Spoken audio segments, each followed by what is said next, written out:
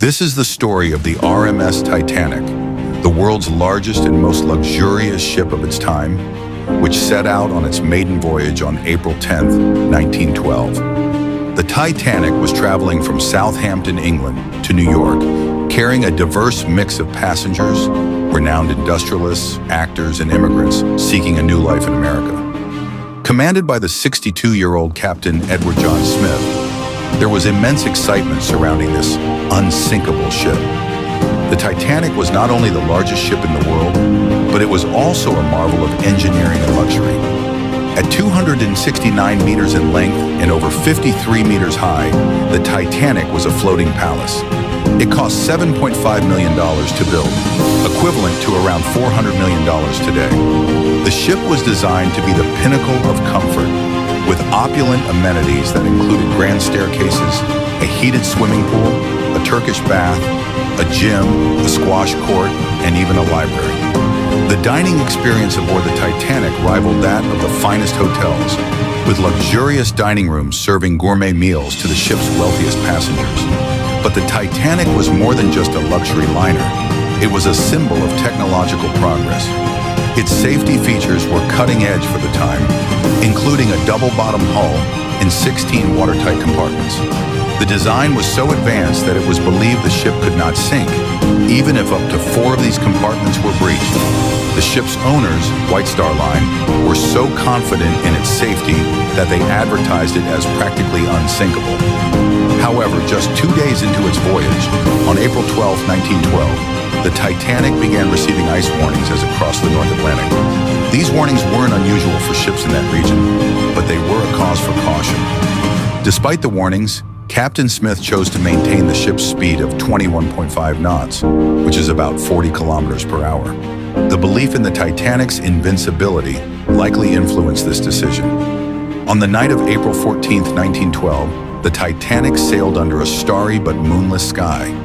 The lack of moonlight made it difficult to spot obstacles in the water.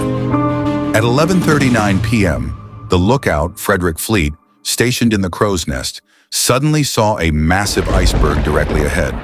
He rang the warning bell and urgently called down to the bridge. First Officer William Murdoch responded immediately, ordering the ship to turn hard to port, left, and reversing the engines. But it was too late. At 11:40 p.m., just 1 minute later, the Titanic's starboard right side struck the iceberg. The iceberg wasn't small. It was estimated to be as large as a football field, rising as high as the crow's nest and weighing about 1.5 million tons. The collision caused a series of small punctures along the ship's hull, flooding 6 of the watertight compartments. The Titanic was designed to stay afloat with up to 4 compartments flooded, but 6 proved to be catastrophic. Within minutes of the collision, Captain Smith and the ship's designer, Thomas Andrews, assessed the damage. To their shock, they realized that the unsinkable ship was doomed. At 12:00 a.m., Captain Smith ordered the crew to send distress signals. Radio operator Jack Phillips began sending out SOS messages, desperately hoping for a response. The RMS Carpathia, a nearby ship, received the distress call at 12:20 a.m. and immediately set course for the Titanic, but it was 107 kilometers away, about 3.5 hours at full speed. As the Titanic's crew began preparing the lifeboats, the passengers were initially calm, many of them still convinced that the ship could not sink. The first lifeboat, with a capacity of 65 people, was lowered with only 28 passengers.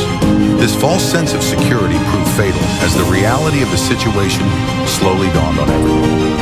As the bow of the Titanic dipped lower into the icy waters, panic set in. By 1 a.m., the Titanic was visibly sinking. The front of the ship was submerged, causing the stern to lift out of the water. This dramatic tilt led to chaos as passengers scrambled for the remaining lifeboats. Unfortunately, the Titanic only carried 20 lifeboats, enough for about half of the 2,200 people on board.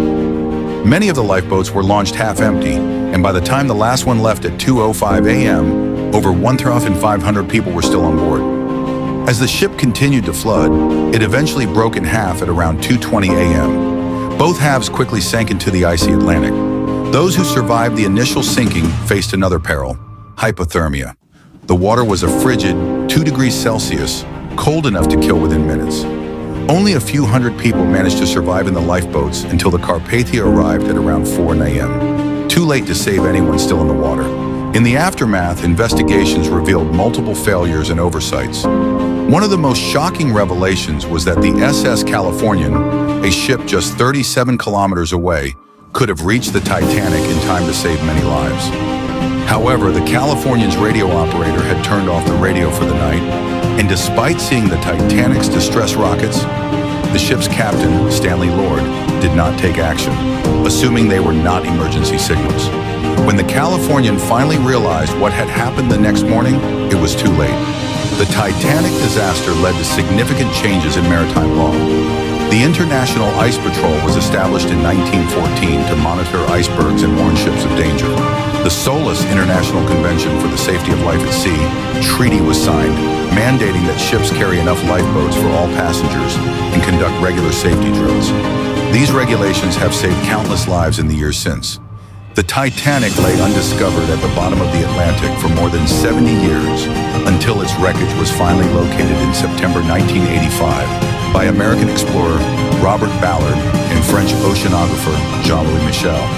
The ship was found 3,800 meters beneath the sea, broken into two large pieces lying 600 meters apart. Today, the wreck is slowly deteriorating due to the harsh underwater environment, with experts predicting that it may completely disintegrate by 2030. Even after more than a century, the Titanic continues to captivate the world's imagination.